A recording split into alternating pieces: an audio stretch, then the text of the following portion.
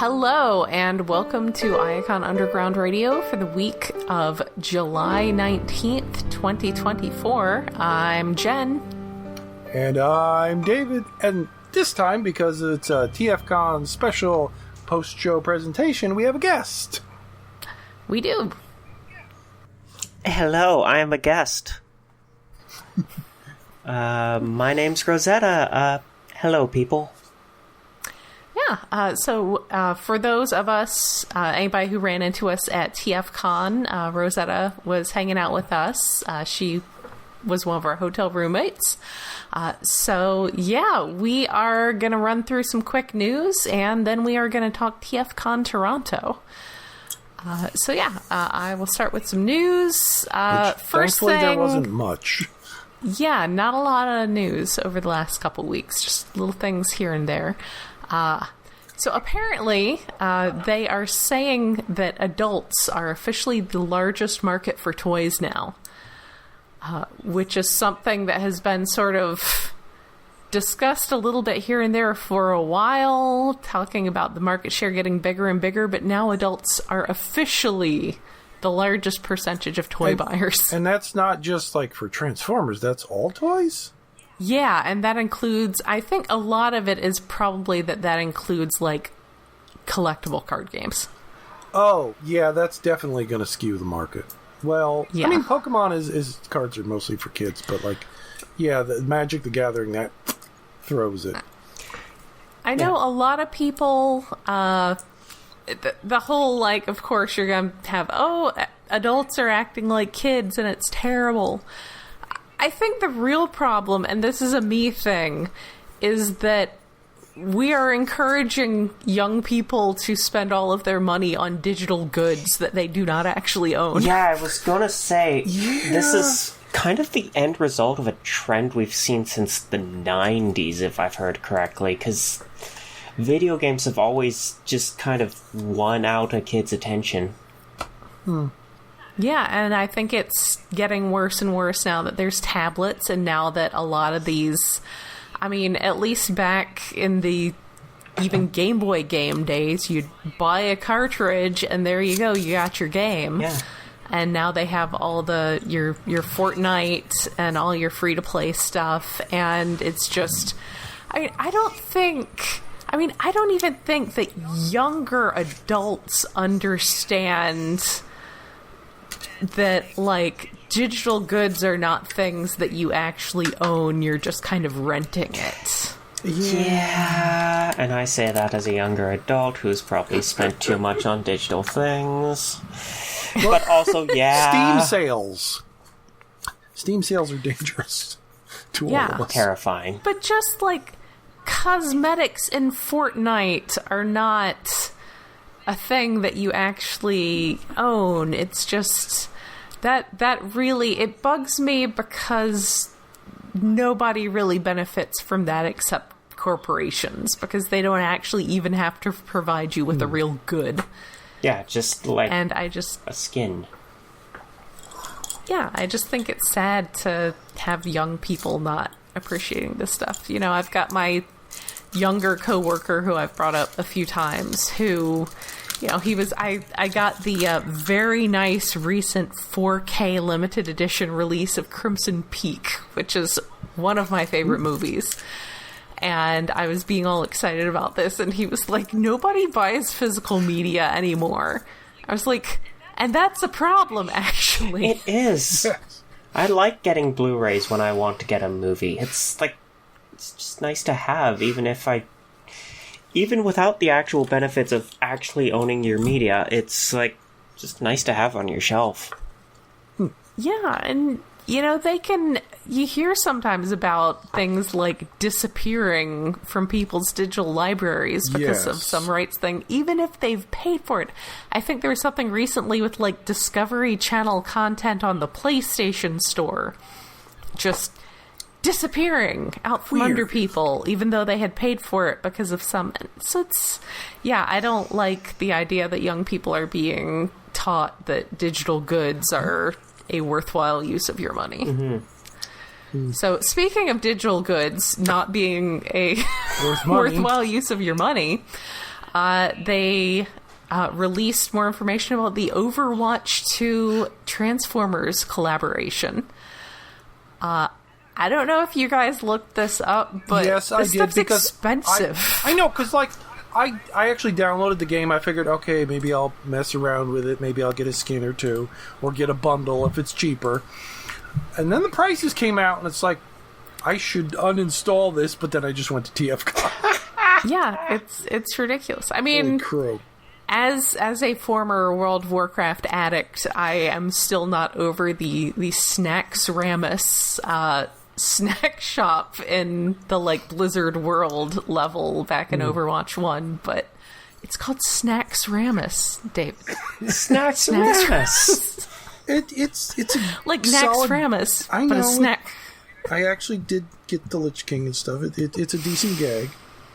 But yeah, it's nice art and all, but I'm not a first-person shooter person. I'm definitely not a PvP person. Yeah. Apparently, Overwatch 2 has had a lot of issues with basically this sort of thing.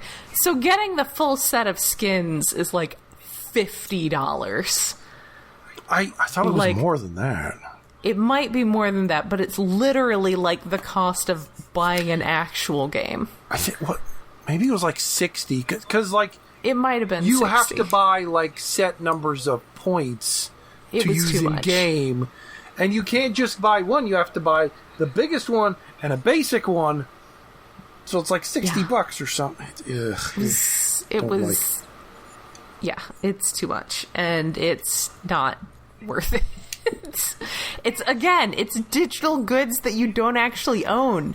You know, when sometimes you're like, I have too much stuff, I should sell some of this stuff, and then you sell it and people give you money for it. You can't no do one's it ever with the giving you money. Goods. Well, that's what NFTs were supposed to be. No. Yeah, that was cute. That was very dumb. That was cute. But yeah, it's like I knew they were probably going to be expensive. I didn't realize how ridiculously expensive. Yeah. I mean, it's hard to justify, like, even if I was already playing the game and liked it, full price equivalent of a game just for some skins. Yeah. Jeez. I know, World of Warcraft was dabbling with in-game cosmetic items back in the day, and even that was not, it was like maybe $10 for a super fancy helmet or something, and even that was like, no, I'm gonna go buy lunch instead. I did get a couple of those, or some of those things, like in a sale once, like an anniversary or something, for like half off. I didn't even remember what they were. Well, mostly I was getting mounts. I might have gotten some of the charity pets. Might have gotten some of the charity pets. Yes, I got charity pets like twice, I think.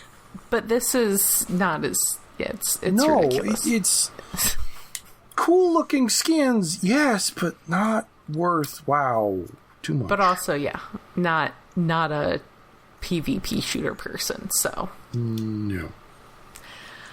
Speaking of things dying... So, we have pictures, and apparently they've also been found in stock at Targets, of the Brawn and Ratchet, the equivalent of the battle-damaged Ironhide and Prowl that they did. Yes. So, if you look, I put a link in the show notes, but the... show notes. Yeah, the stock photos. I kind of feel like at this point the people selling this stuff are just like... They're having way too much fun with this. It. Yeah, there's definitely like them falling over with... them falling over with blast effects coming out of them, and it's pretty great. I love that Braun has the not quite shoulder wound. Yeah. There was someone in the fandom ages ago who like had a whole thing about how that wound shouldn't have killed Braun because he's supposed to be extra strong, and I need to track him down.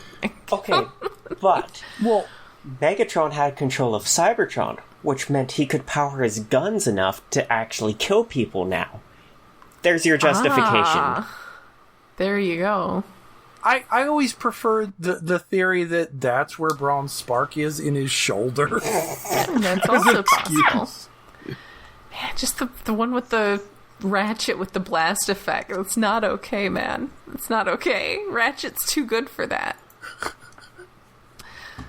So that is a thing that you can buy to go with your battle damage Ironhide and Prowl and dead Optimus Prime and various other things. How many dead Optimus Primes have they made now? Super 7 did one. I think it's Super 7 did one and Hasbro did one. I don't know if anyone else. I think there's a Masterpiece of dying Optimus Prime. That's possible. Masterpiece does a lot of crazy stuff. It's too many. It's not okay. I'm surprised they made even one. So we also finally got a reveal of the Studio Series 86 Commander Class Optimus Prime. He looks pretty good. Yeah? Yeah. I personally never got around to getting the Siege or the Earthrise ones, so I got this one on pre-order, along with that reissue Ilyana Rasputin that was recently made available. So yeah, he looks good. The leaked photo of him playing the piano was pretty great. You made the backpack look even worse than it actually is. Yeah, you can only do so much. The colors look good. He's got a little roller. He's got a nice box art by Marcelo Matera. Just looks good. Yeah. Looks like good stuff. Definitely like your sort of ultimate Optimus Prime. I guess we will have to see if the head that Shockwave comes with, the comics Shockwave comes with, will also fit onto him. But I hope so. Yeah. I think he's good. He's got a little blasty thing so you can have him lifting off. We will see if Toy Hacks does some stickers to give him Ramjet in his grill. Or Dirge, or whichever one that is. Ramjet. It was toast. No, it was toast. But yeah, looks good.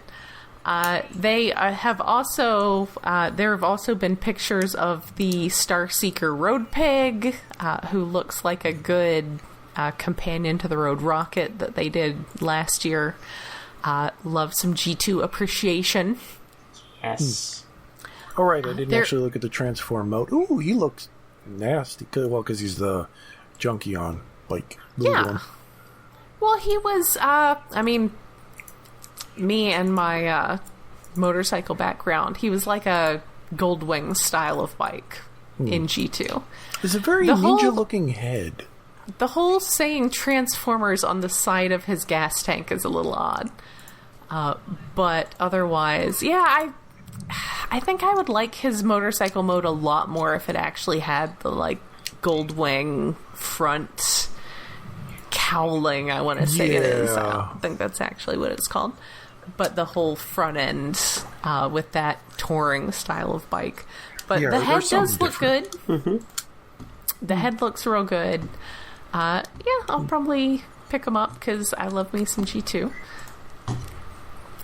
There is a whole bunch of Hasbro stuff going on at San Diego Comic-Con in a couple weeks. I guess that's actually next weekend as we're recording this.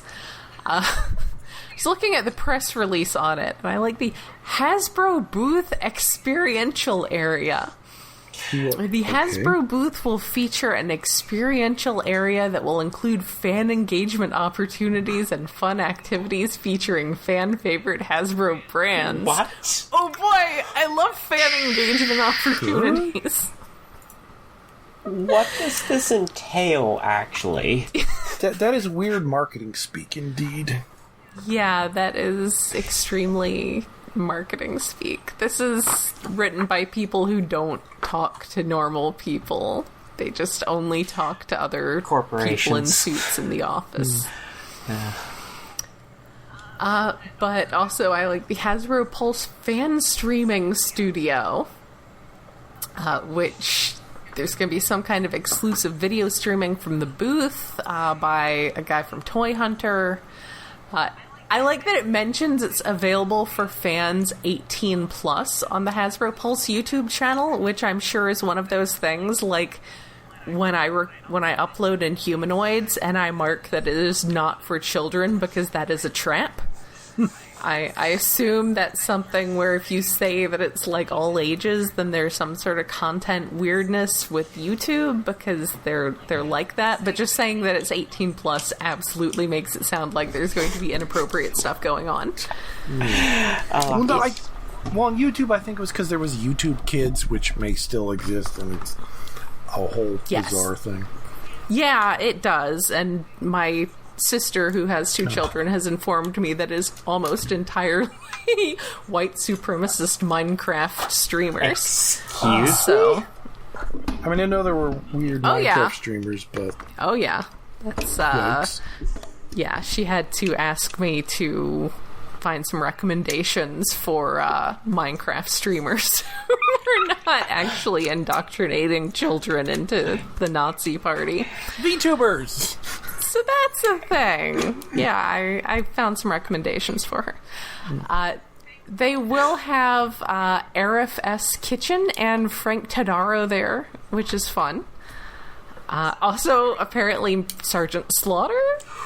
So that's cool. Okay. Paramount will be doing a Transformers 1 panel, so that sounds like fun. That actually could be interesting. Sorry. Yeah, that could have some interesting stuff. Give me just a second. I have to remove a cat from my desk before it connects to my microphone. Anyway, they like to get up on my desk and rub up against my microphone until the cable wiggles and everything collapses. Yeah, as cats do. So they have fun. As they do. So yeah, Thursday there's going to be a Transformers 1 panel. Friday there is going to be a Skybound panel about the comics. And then a Hasbro panel on Friday as well. So yeah, next weekend, just pay attention to the official Hasbro streams. There should be a lot of fun news coming out. There are the exclusives we mentioned before with the Ugly Breakup 2-pack. Oh, yes. The Fractured Friendship. Oh, yes, that one. That's an ugly breakup. Yeah. Yeah. I started reading the Aligned Continuity novels just this week, and there's no story about the beginning of the war that's not just extremely gay.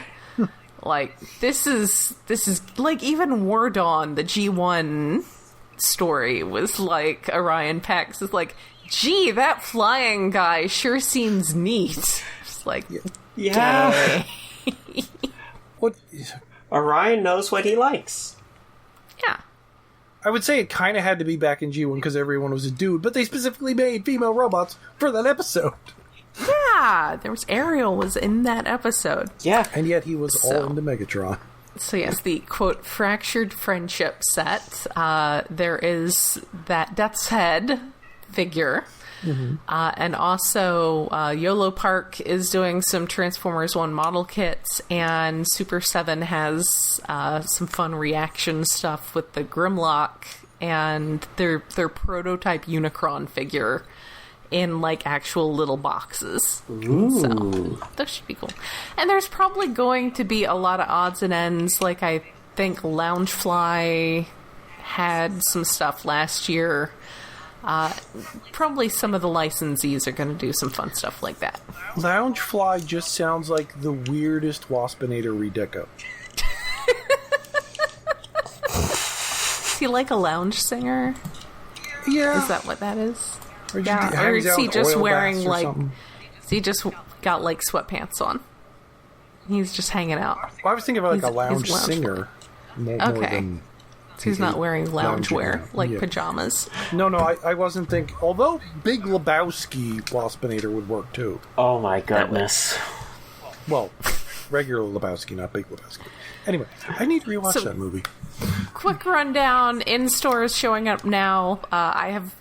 Everyone's saying that Transformers 1 toys are showing up, especially at Target. Not here. I mean, there's shelf space. My Target... I thought I saw one at TFCON. Maybe? My Target had a one-step wheel jack that I'm pretty certain was there a week ago in Earthspark packaging. Like, it was weird because it's like just a repackage. It's like he was already there, but now he's in one packaging. The Brawn and Ratchet Get Murdered pack is showing up at Target. The Everybody Teams Up on Cliffjumper 4-pack.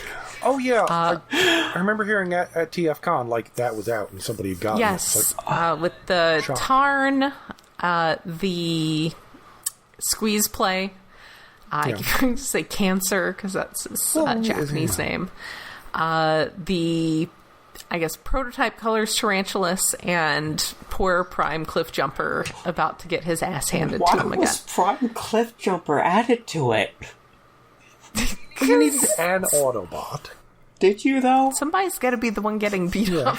Well, also, it's a prequel to, like, when we get a mass market retail version of, like, Dark Energon Zombie Cliffjumper. Oh. I just really liked the Which set hasn't been they announced, did. but, like, people are hoping.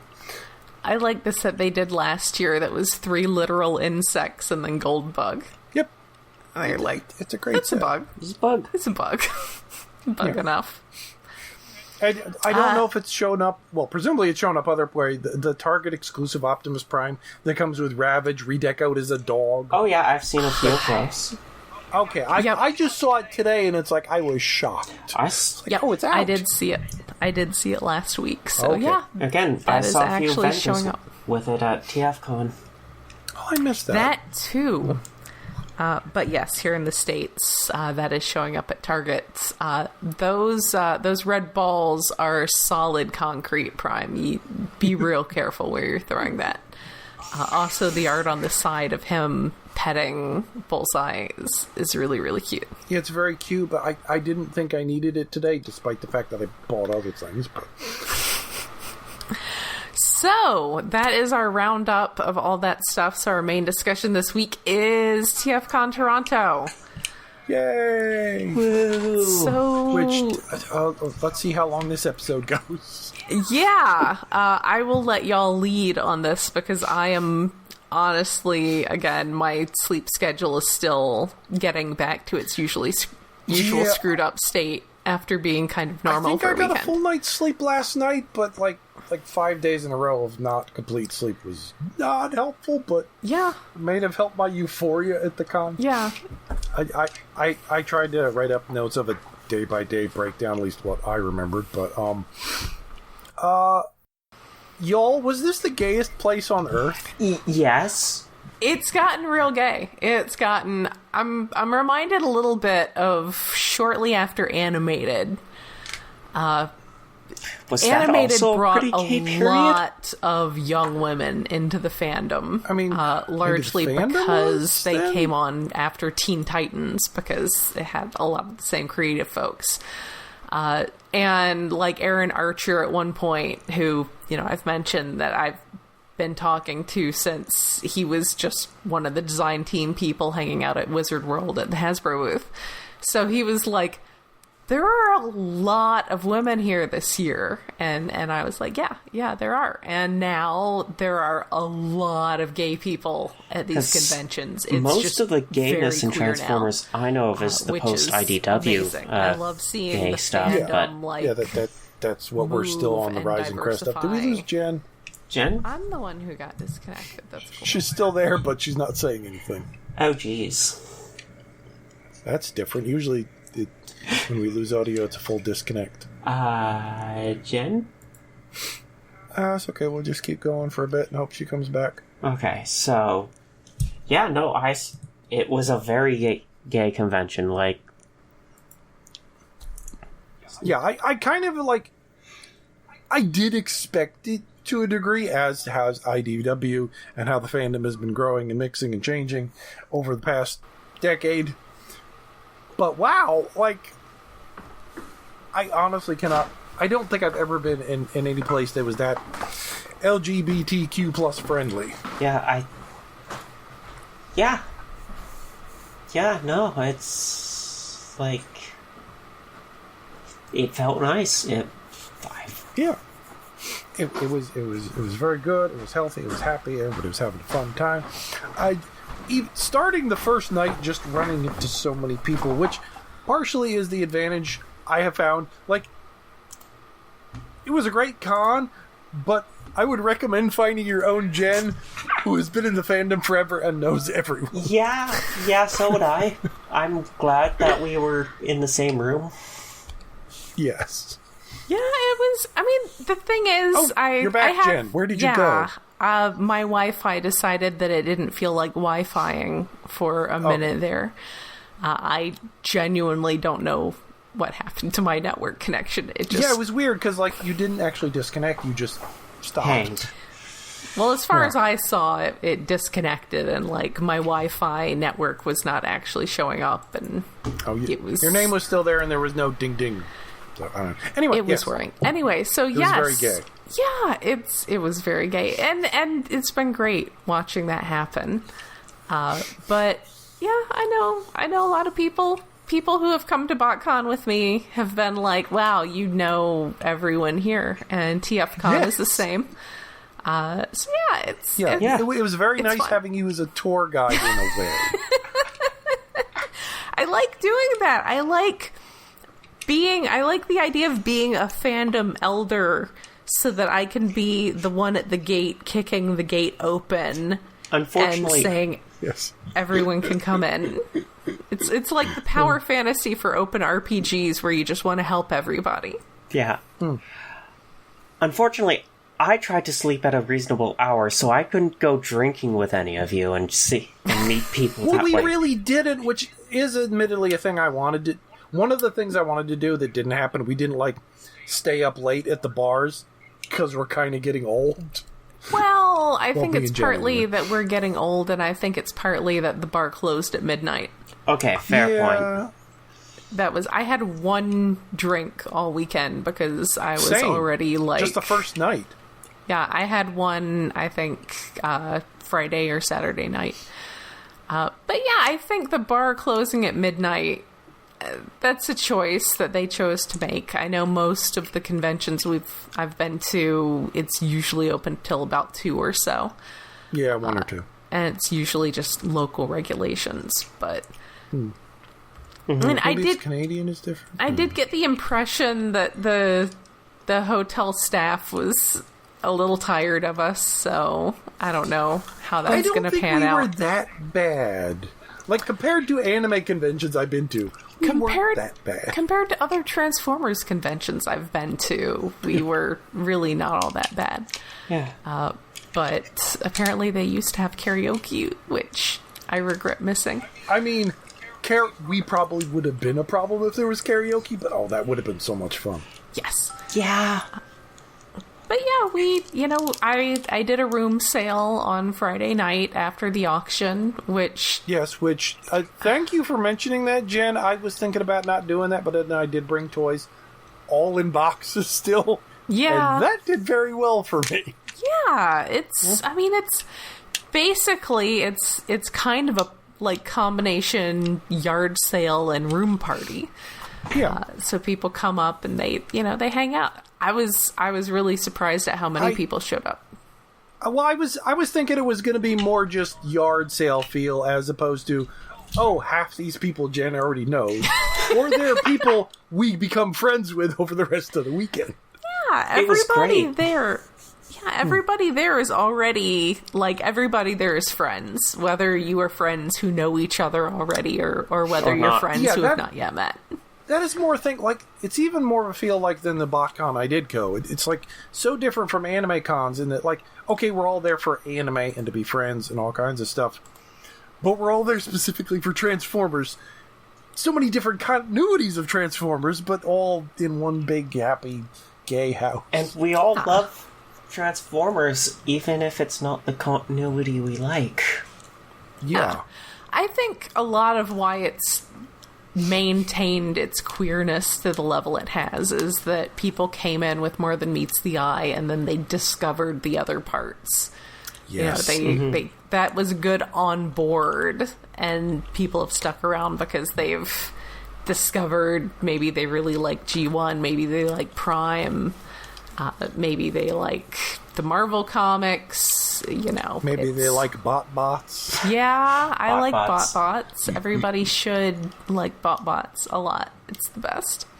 Yeah, are we just going to do a random thing or like break down our by day stuff? If you want to break down by day, honestly, I have a breakdown by day list. Most of the breakdown by day I have been doing has been going in like my journal. So yeah, I meant to write things down during it, but I like referring to the schedule and photos to remind myself about what happened. Mm-hmm. Like, well, our trip was like, first Jen had to pick me up at Barnes & Noble and give me a big hug. Mm-hmm. And then you said I was small. You are... I knew you were short, because like I'd seen you at one convention in the past. I didn't realize how short. It was shockingly short. Very short. Then we had a good, the long ride with the North Star podcast, and you jump scared me with Simon Furman then. And then we actually met him at the bar when we finally got there. Simon Furman rode a big run at the end of Alpha Flight, and then went on to do... See, I'm gonna guess... So part of the concern in the podcast was that the North Star Limited series, while being a fun read, did not really go into like it. For one thing, it took a previous relationship that had been very heavily hinted as being like a older man kind of gay relationship, and made it like explicitly platonic. And the thing is, I like Simon a lot. I may be his gay friend. Like, I'm not sure I feel like it's entirely possible that the subtext went over his head in what was established before. I mean, I like him, but I do not consider him to be someone who is, like, familiar with that culture. He's not like... Even just, like, asking him to write a romance comic, I would not imagine you'd want that. God, no, I could not imagine it's out of that. his wheelhouse. Yeah, that's not what he's there for. What he's there for is to write about a team called Weapon Prime, who have names like Kill Spree. Yeah, the names he invented were pretty damn good. So Thursday was just us traveling up there. We got there. I ordered poutine, which made the waiter frown. Which is weird, because it's on the menu. It actually wasn't on the menu then. They added it for like the con, I think. But like on the menu we got that night, it wasn't there. My initial feeling was that it was like we had asked him to like perform some traditional dance for the tourists. But I think it may have been because it was on the convention schedule. I think that may have marked us as one of those convention people. Oh, quite possibly. It was really good poutine, though, and I think I gave a decent tip. It was good. We ran into Simon Furman. We ran into Andrew Griffith. We ran into Andrew. He only introduced himself as Andrew. And my brain was like, shit, I know I follow your face on Twitter, but I can't remember your damn last name. Yeah. I'm pretty sure you're an artist. But I didn't want to guess that night because I was also tired. I didn't want to make an ass of myself then. But we got that sorted out. Yeah. Also, it's like Manticore. No, that's wrong. Griffin. Yes. Griffin. There we go. Yeah, so anyway, Friday. Well, I didn't get shit worth sleep on the first night. And I was already awake when Rose called and I had to go down and pick her up in the lobby and then immediately fall back to sleep. At like before 7 a.m. Yeah, yes. So early. It was a good... But then we got to slowly wake up and go out. And Toys R Us still exist in Canada. Yes. They do. Shocking us. And they're not like... they kind of still exist here in like... Well, in that they brought some back as like a novelty. Like a horrible, nonsense. like parading its corpse around in a Weekend at Bernie's scenario. No, this was an actual working, nice Toys R Us with Squishmallows of Godzilla. Yes, which I had to actually hunt down for my nephews over Christmas, so... And there was just a bin of them. Just bins. Yeah. Just bins of them. Bins full. So I had to get some because before I'm a Transformers fan, I'm a Godzilla fan. Yeah, I'm a bigger Transformers fan, but Godzilla comes first. I was impressed by the selection of toys at that Toys R Us. I think there was a Code Red there, and there was just like a bunch of stuff. Like a lot of weird Star Wars stuff. Not that I'm collecting Star Wars. Not enough Transformers, though. An okay amount. There was an okay amount, but... So yeah, I was impressed by the Toys R Us. Not as much as they should have had, considering we were coming through. Well, I guess we could skip over Jollibee, although Jollibee was one thing I wanted to go to. Oh, God, I have my Jollibee story. Jollibee, there was an issue with Jollibee. Food delivery time. The food itself, when we finally got it, was good. I think they had to just, like, boil the spaghetti noodles from scratch. Yes. As they it was were weird ordered. that the spaghetti took forever. What the hell? And then they gave me a mango peach pie as compensation. I'm allergic to mango. Yes. Well, An attempt was made. side note, the mango peach pie thing is really delicious if you're not allergic. Yeah. I'm glad you liked it. It's good. Glad someone ate it. So then we did roll into the con and got our stuff and Do things. not leave arrow bars in a hot car. Yes, we found that out too. Yeah, I've turned to a learned that puddle. lesson previously, but I meant to get it into the cooler that was still in the back of my car with the leftover ice, and it did not make it into the cooler, and that was deeply unfortunate. I'm surprised, like, how liquid it turned in the bag. It was like a waterbed. It was like a waterbed in there. It was bad. It did not leak out of the bag, though, at least. Yeah, so that was good. Yeah, and we had fun at a bunch of panels. Like, the first one's the Secrets of the Ninja Transformers. That was really fun. A panel that gets 100 ninja powers. That was a really good panel to start with, because it was just Fun. entertaining and funny. Yeah. Ninja consultant. And there were some really obscure ninjas in there. Yeah, he like covered everything that was even tangentially ninja in Transformers, including Brave Series robots that are not Transformers, but... Oh, Volfog? Did they talk about Volfog? Yeah, he covered Volfog. I think I missed that part. I needed to step away for a minute. That's pretty great, because I love Volfog. He's a ninja. And we must maintain our joy in collecting. Remember the C-Sack? I'll be honest, I kind of zoned out of that panel because I was wanting food, but yes, I remember the C-Sack. Vangelis did mention on Blue Sky that he is going to be actually adding some post-production to that one before he posts it, but he will be posting that on YouTube. Oh, good. Yeah, I think... I don't know if all the panels were recorded, but most of them were. Yeah. To be uploaded somewhere. And then, like, I forget what else we did. We did the auction. Yeah, I know. But I'm just trying to remember if there's anything before that. The comic artists. Milne, Griffith, and Ramondelli. Yeah. Oh, yeah. Oh, yeah, they did a panel. Yeah, and I got to ask them what they wanted their legacy to be in 50 to 100 years. Oh, yes, that was a good question. I think And then, who was it? Sorry, I think... Didn't, like, one of them later, when we met him, says, like, I wish I had said, like, I haven't done it yet? I had or something like that. Milne say that to me. I don't know if you were there when that was, but... But also Milne was, I believe, was the one who asked, can it be a miniseries or does it have to be a single issue? Yeah, he wanted to do, like, it's like, hey, answer the question. He was thinking real hard about that one. Yeah. just one issue. Just one. I mean, just imagine if he'd asked, like, which page. It's like, I was a whole issue.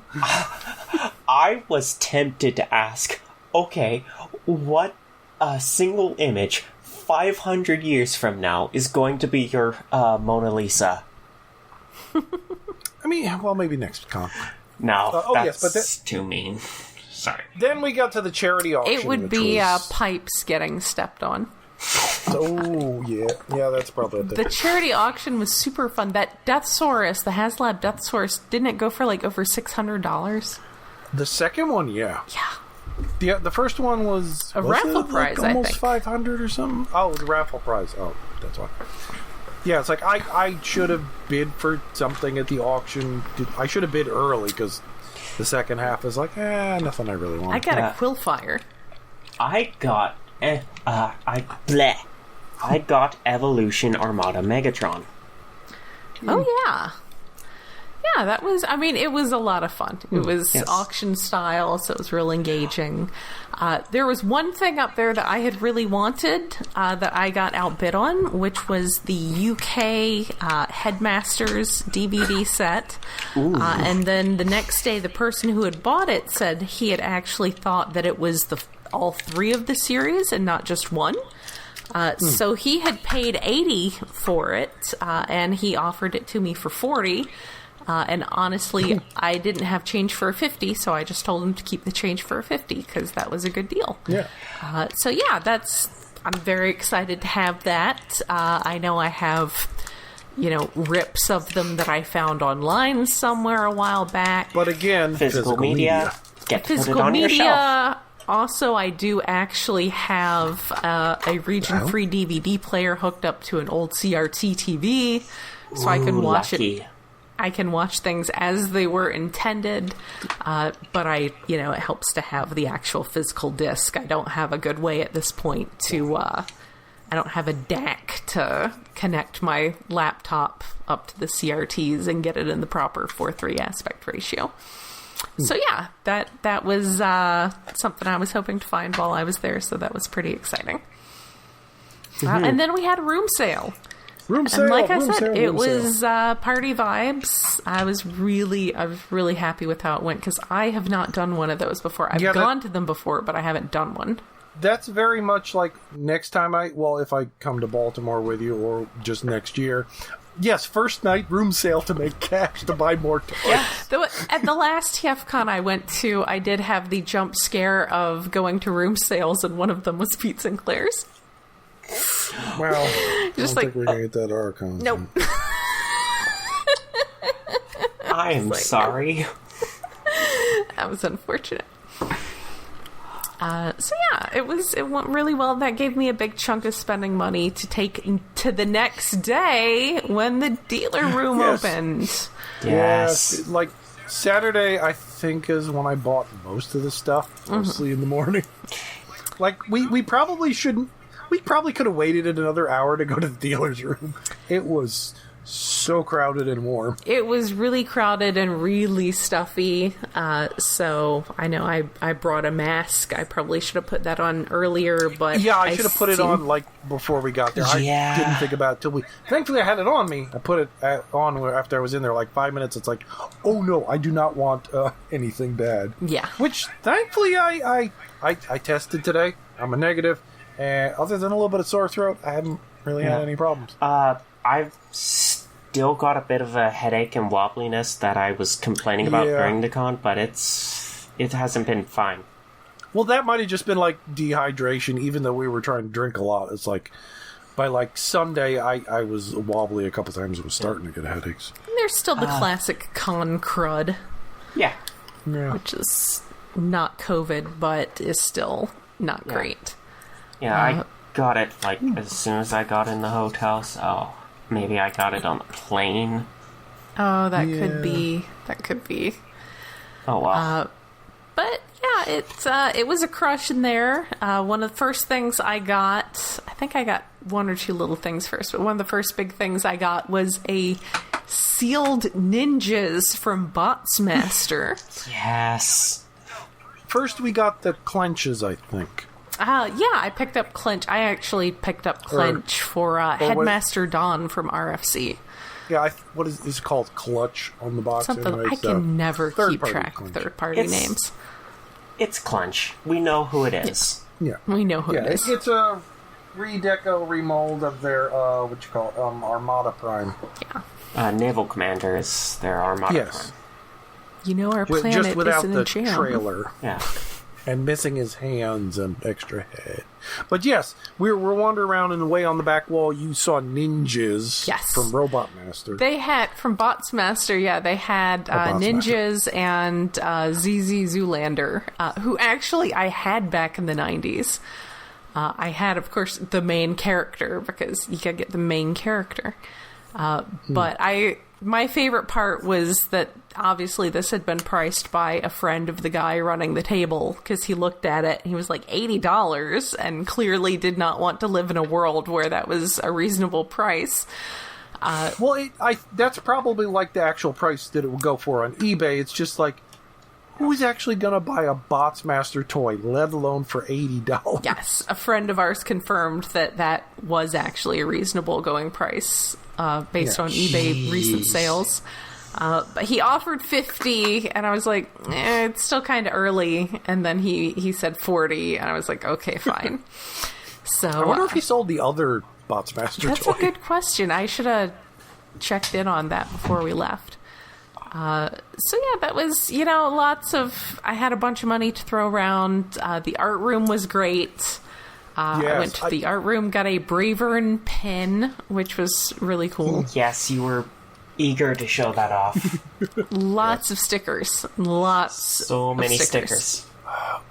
You said, and I think maybe you did, I should have the last day gone back to the art room and just used all my Toonie tokens to get me more stickers and keychains. Yeah. All your remaining Canada bucks. All your remaining Canuck bucks.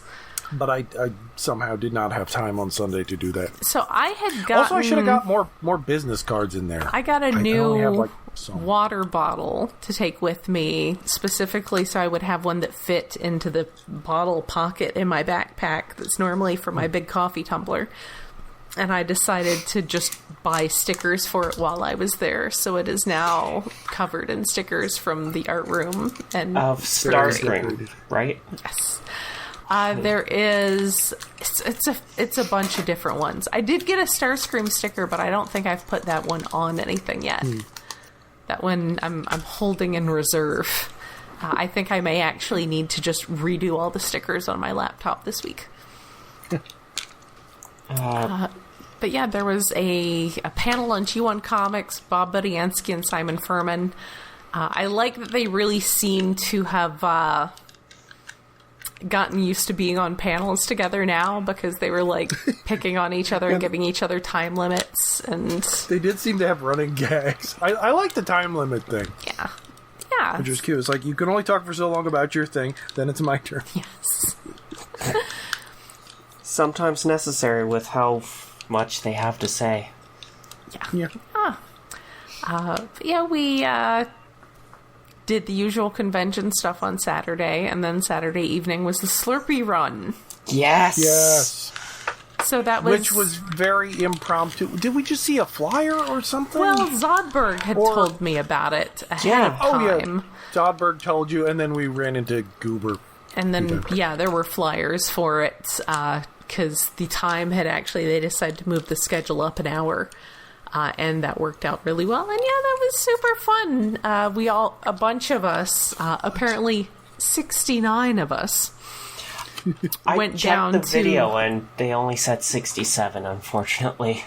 That might have been not counting themselves. Maybe. Yeah. So that might have been then when they counted themselves, it was 69 total. Yeah. Nice. I'm going to say that's what it is. 69 is better story anyway. Yes. Yeah. But we walked about, it's like 1.5 kilometers or something. But we walked down to... It wasn't that far, but it took the whole thing was almost 90 minutes. Yeah. And that included lining up and everybody going in and getting Slurpees, and which took a while. It did remind me a lot of the big group stuff that Ouija used to do back in the day, except with a lot more organization and respect for property and people, civilians. Well, because they've been doing that for years, and it's just more people each year. Yeah. We went and got Slurpees. They had commemorative stickers for it, and one of those stickers got a place of honor on my water bottle. It was a lot of fun. There was music. There was a Matrix being passed around. There was a picture of Stan Lee on a pole. There was Stan Bush on a pole. Stan Bush on a pole. Balloon swords. Stan Lee on a pole. There were balloon swords. It was super fun. Yeah. Rewinding a bit, because I'm remembering one of my highlights of the day. We were going to get dinner at A&W when I got a text saying, "Oh, hey, by the way, you won the silent auction. You need to come back here in 20 minutes. Yes. We were just about pulling into A&W when you got the text. And I'm like, shit, we have to turn around. Fortunately, we have 10 minutes to get back. Fortunately, the A&W was like 2 kilometers down the street. It wasn't a big deal, and I got a G1 Hot Rod out of it. Yeah. Yes. The 2018 reissue.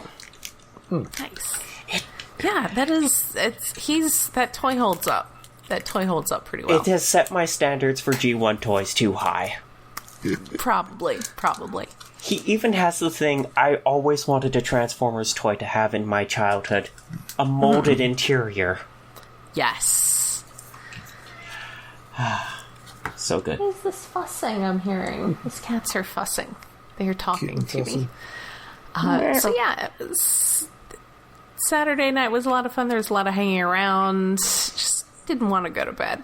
But that's kind of how it always is. You got to eventually drag Saturday yourself away from everybody to go to bed.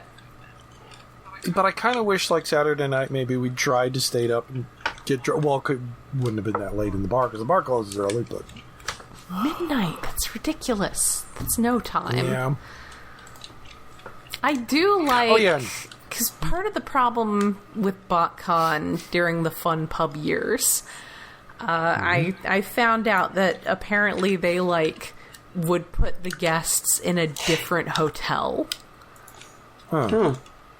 Just like, why would you do that except because you have so much disdain for your attendees and you assume that your guests must have equal disdain for your attendees. Yeah, no, that was one of the highlights of this con, was just randomly running into the various guests. Like, I encountered Jim Sorensen so many times. Yeah. Yeah, just hanging out. Yeah. Lots of people just hanging out in the lobby, lots of guests just hanging out in the bar. And, yeah, it was, I think my voice is going. And Saturday is when me and Jen picked up art we'd commissioned from Alex Mill. Yes. And, wandered up and down the artist row there. I have it framed now, and I just like to picture myself holding this framed picture of Mike Saunders the 13th, like Wolverine and that meme. Isn't Saturday also when we disappointed Milne in your tastes in music? Yes! We were standing in line, and I said something about not liking Linkin Park, and he was just so... He had such a sad little frown. It's like, never talk to me again. Well, then, because you immediately also, like, were talking up punk or more... No, Morrissey. Yes, right after that, I was like, I'm more of a Morrissey person. And he was like, oh, like Roberts. Oh, one of them. Well, then the next day, I was complimenting his T-shirts, which were like 90s comic stuff. I asked if they were vintage, and he said they were from recent Kickstarters. I mentioned I had brought my vintage Tank Girl T-shirt, and it was kind of Teenage Fan Club, because it's a Tank Girl wearing a Teenage Fan Club T-shirt. And then I was like, Roberts can probably tell you who Teenage Fan Club is. It's just the best look. Yeah, that was great getting some sketchbooks from him and getting his pinup books, which that's super fun that he does that. Oh, yes. I got to reassure Bob Budiansky that issue 20 of Marvel, the Skids Car Wash issue, is just fine, and he does not need to worry that it should have been more politically correct. It's not problematic. No, he said he's not sure he would have done it like that today, and I'm like, no one I know thinks that it's anything but absolutely charming. Like, it's fun. Absolutely the correct level of racy. So no, he contains his raciness to covers. Yes. Which I got to sign one. Yay! It was. It is. It hits just right, as they say. Oh, we didn't. We skipped out the cosplay contest. We did see some of it. Like, Schoolgirl, Soundwave. There was somebody cosplaying as Heatwave. I got a picture. Oh, yeah. Yeah, I skipped out. Rescue Bots Heatwave. I skipped out as well, but the friends I was hanging out with got to attend it, and yeah, it was fun.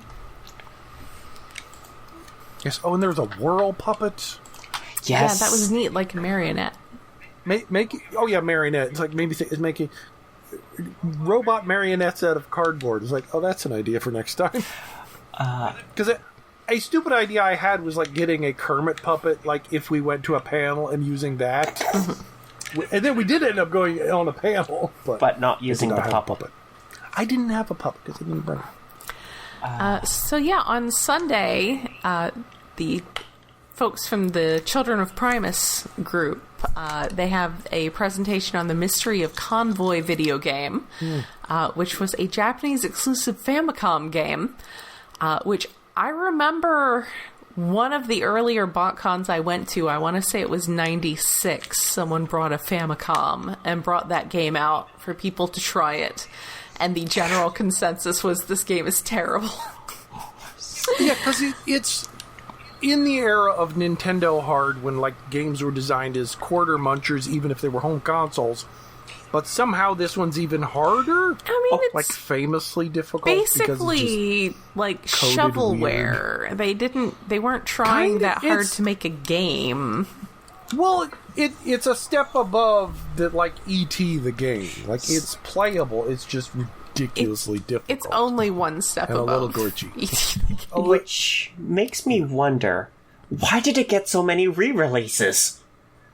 I don't know. Or at least two. Probably because it was Transformers. It was on the Switch at some point and then got pulled. Was it?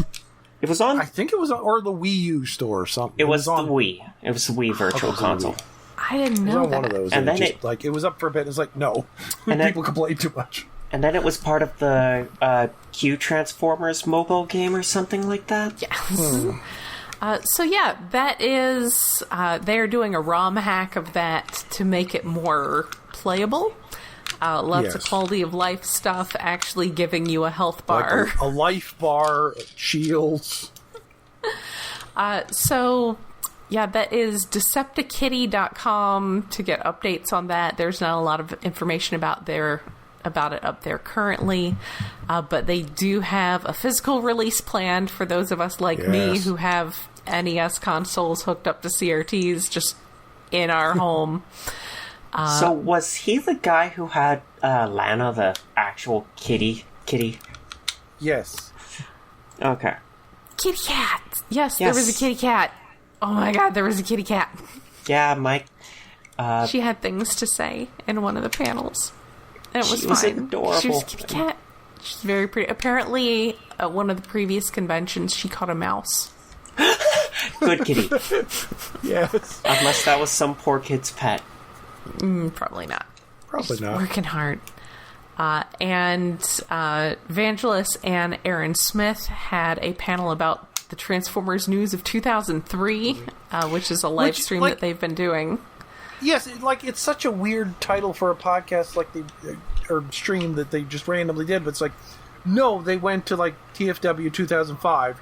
The news archives go back to 2003.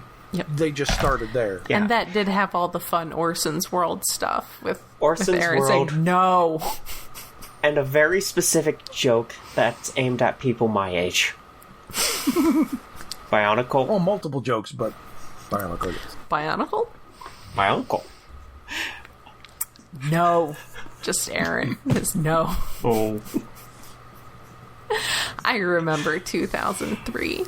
And then we heard about a guy buying a CD off of... Oh, yes. Was it the lead singer of Energy? Yes. Started a new band in 2003. I think that I think that was the year that he or maybe the year after he wanted to be a guest at BotCon or OTFCC, and Glenn was like, "You're welcome to get a table." But the payoff for that story doesn't happen until Monday. Yeah, I know it comes back, but yes, the page was still there. Only a few things were working, including the ability to buy a CD, and someone got a tracking number. Well, hey, it's not bad. At some point. Yeah. Something's actually still working there. And then another panel was like the history of Generation 2. Yes. Started is punishing, his Gatling gun is illin. It started with a clip of Aaron Archer and then led into what even is G2, which was basically the entire panel.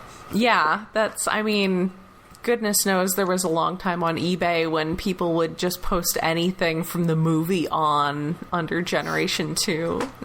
I really liked how Aaron said that he lived through Generation 2 like it was 9/11. I lived through Generation 2. Wow. He did heave a heavy sigh in that clip, yeah. But apparently Generation 2 did so poorly that it was like something they used to... It was also just like way shorter than I thought. It's like barely 2 years. It's like 3 years. 2.5. A good chunk of my high school years. They were trying to reintroduce Transformers because it was still doing well in Europe, just not in North America. Mm-hmm. And it didn't do well, so they went Beast Wars, if I understand correctly. Beasties! Hey, I'm the Canadian here. That's my joke.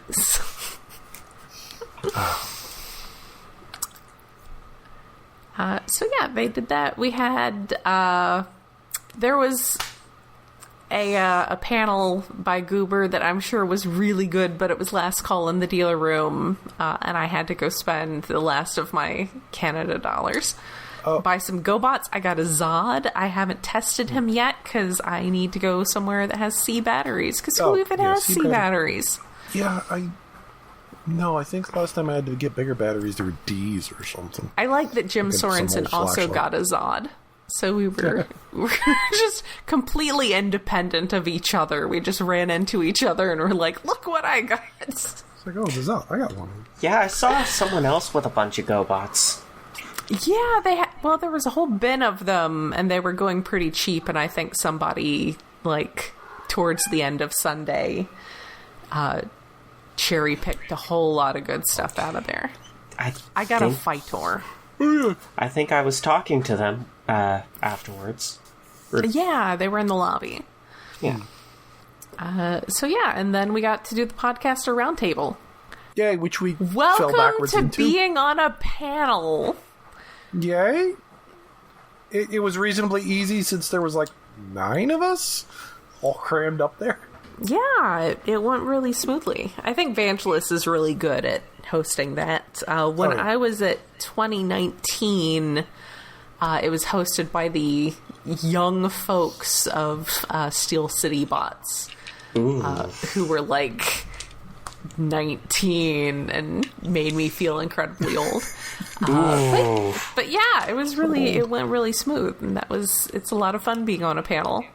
Other than a couple questions I didn't have an answer to, and I had to follow you once with the best answer. The question was, which one of your toys would you grab first if your house was on fire? Oh no! And Jen cheated by not mentioning a toy, but instead going for the High Noon Text, the first appearance of Death's Head. Yes. It's and great because it's a whole self-contained little story. Bug bite. Yeah, it's fun getting to be on panels, I say, as somebody who just gets invited to be on panels. And has since 1995. Yeah, that was fun. I don't want to do that again. And then, lots of hanging out afterwards. There's always so much hanging out. There's always so much just chilling out with people, and I really liked, how much the artists and some of the guests just hung out in the bar. And someone was doing a Magic the Gathering Commander game, and Andrew Griffith just walks by and goes oh, hey, I did the art on those cards. And then just walks off. That was so cool. Yeah, he did the art on the RC and... I forget what the other one was. Was it the Optimus or was it the Starscream? I don't remember. Oh, yeah, maybe it was the SG Starscream. Yeah. Maybe. Maybe. So, I think it's attributed on the wiki. I needed to hit the road as early as possible on Monday because I had a whole bunch of cats to get back to. So y'all got to do fun things on Monday. Yes, we got to close out the con on Monday, as it were. Yeah, we had to get some mailing tubes for the art prints we got. Yeah. And it rained. It was an adventure. It rained right as we went out to go get the tubes and had to go to 3 different places to finally actually find mailer tubes. And I heard there was flooding. Yes. That might have been afterwards. It threatened to flood Tuesday. Monday and flooded Tuesday. That's not great. Poor Toronto. My flight home got delayed by an hour because of the storms, and my luggage didn't get there until Wednesday. Oh. I didn't realize that part. That's not good. That's no fun. At least it did get there. Yeah, no, it arrived safely. It just... So, I'm gonna throw a question at everybody. Mm-hmm. What was your favorite thing you got?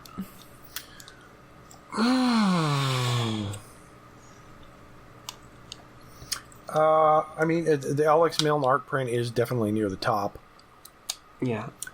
I can't just say all the rescue bots I got, because that's pretty much my answer. But aside from them, I'm not. Wait, let me look at the video I took of all my stuff again. I'm probably forgetting something, but actually, yeah, probably it is just the rescue bots, because I wanted to find some rescue bots there, and I found a bunch. I have all the main cast except Heatwave now, and 2 Optimuses. For me, it's either a toss-up between the Armada Megatron and the Vintage Hot Rod, because both of those have stories attached to how I got them. One being from the charity auction, and the other one being the silent auction that we were not there when the winners were declared. Oops. Oopsie. Jen? Mine would probably be the Headmaster's DVD set. I already got that hooked up to the CRT and was rewatching Life Can Be Sacrificed for Peace on Earth before I headed to work earlier today. Well, so I got a lot of fun stuff, but I think that's probably the highlight. Can life be sacrificed for peace on Earth? Will Scorponok return? Of course he will. Of course. He's too popular. I do have that episode up on YouTube, but I think someone else has gone through and actually done AI upscaling on the entire series, which is a lot of computational power to dedicate to that show, but good on them. Oh yeah, I did eventually find all my stickers and keychains and things. I did at one point on Sunday morning. I was realizing that most of my stuff I had gotten was third-party Decepticons, so I needed to balance that out with some first-party Autobots. So I got a really good deal on the Power of the Prime's Rodimus Prime. I forget if I did the math again after I got more stuff. No, I think I got way more Decepticons. That is a pretty fun, chunky toy. It can transform into both Hot Rod and Rodimus, like the original Masterpiece. Yeah. Wait. Which I also have, but... Either I got more Decepticons, or if I count all the rescue bots, I think it evens out. And the one exclusive I did pick up for myself, because I picked up a couple of them for Dawn, but I picked up a Lunacite for myself. So I haven't gotten to play with her a whole lot, but she seems really good. She's real solid. There's some die-cast in there. And those treads, the little plastic, scale treads, are super fun to just fiddle with. Yeah, I had a fairly small haul myself, but hey, 2 Autobots, 2 Decepticons, some art prints, a bunch of pins, and some... and hot motor oil, of course. Yes. I got volume 1 and 2, and those are apparently... He's discontinuing those now, so... Yeah, and the or 2023 sketchbook. I think he was retiring also. Mm-hmm. Dang. Yeah, that's why I got the 2023 instead of 2024. I wouldn't have been able to buy nearly so much stuff without the room sale. I made something around 600 Canadian, which was definitely not money that could have been converted to American dollars and then used for responsible things. That was clearly money that was only for use at the convention and possibly at like A&W down the street, but definitely mostly just for the convention. Oh, don't forget the cursed Burger King. Yeah, Burger King in Canada is much like Burger King's anywhere else in that it's got strong abandoned mall vibes.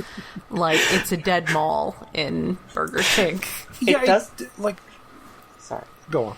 It doesn't help that the sunlight came in through the windows at just the right angle to make it look like a faded photograph.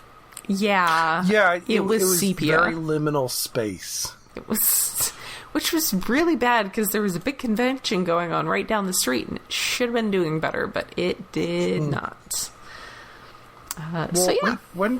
Whatever. No, we went there Sunday. Yeah, it should have been somebody there. There I don't know where everybody was eating because there's almost nobody at the A&W either. Well, I know the Subway was apparently somewhat popular. That was on the way to where the Slurpees were. I have learned from other conventions never go to the Subway because Subway is usually like one of the closest things to most cons, and everyone just walks there. I have learned to just pack sandwich fixins and make a sandwich. That was good. And keep it in my backpack. I should have got more just turkey. Eat it at a panel. It's fine. As long as you don't make a mess, nobody's got a problem. Take mustard. It's good stuff. Mm-hmm. So, yeah, it was really good to get back to it. It has been way too long. I didn't go to any of the ones last year. My last one was TFCON in 2019. I kind of almost wish that maybe I had just gone to TFCons instead of going to all those fun pub buck cons. Yeah. Yeah. I really like the fan vibes. Yeah. This is just my first convention in general, and with how David's described it as one of the best he's ever been to, I'm just like, it's all downhill from here. First con, best con. Sorry. Yeah, nothing else is ever going to have that. It just means you have to go to the next one. Transformers conventions are special. Transformers conventions are a lot more communal than any other convention you're going to go to. And, I've been to Comic-Cons and anime cons and gaming cons. Godzilla conventions were close. Because that's, again, very small, very niche. But also, I swear, if one more person came in that room sale asking if I was the trickster, I was just gonna, my head was gonna get too big for my shoulders and fall off. It was too good for my ego. Much too good for my ego. See, I warned David that everybody there knows me. I mean, I figured you were going to cons for so long. It's just, it was even more than that. And I'm glad you did, because that gave me some inroads to actually meet people instead of just be a shy bean wallflower. Yes, because Jen was very much a social butterfly. You cannot be a wallflower and stick around me, or I will just, run off somewhere else. You're gonna meet everybody. It's gonna be fun. You're gonna have fun. That is... I think that's all I really have to say about it. I think David and I may have a discussion of Iron Factory Breast Force later. Yeah, on our next episode. Possibly when we fiddled with them some more. First impression, I like the construction. It's decent. Mm-hmm. There are some weird things. Are these your first Iron Factory toys? They're my first little guys. Who the hell made the other things I got? The one I got an art print of. Oh, what's his name? Why am I blanking? Because it's super late. Trying to look up who made the goddamn things. Okay, let me just go in the other room and find the box. You can edit this out. Or not. We'll see. Oh, I never finished off the story about the energy. Oh, yeah. About the CD. On Monday, Televangelist got a notification in his Discord. The CD arrived. Signed. That was fast. Yeah. That is wild. I almost kind of want one, but... Yeah, you'll have to go listen to him if you want the full story, though, because I barely remember it. Causality, Flame Bats. Oh, Fans Project. Okay. So, It seems like similar construction to those guys. And I do like that these guys are just tiny. Mm-hmm. I don't know how I feel about their approach to combiners, but... Yes? That can be a whole discussion for a whole nother episode, because yes. we are running long. Yeah.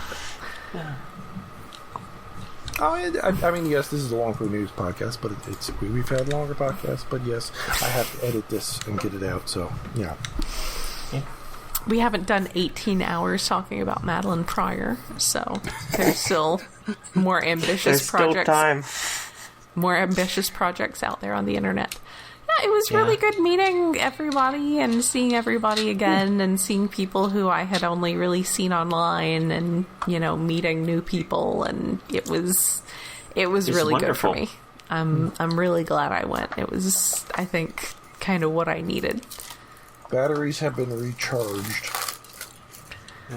I really want to go again.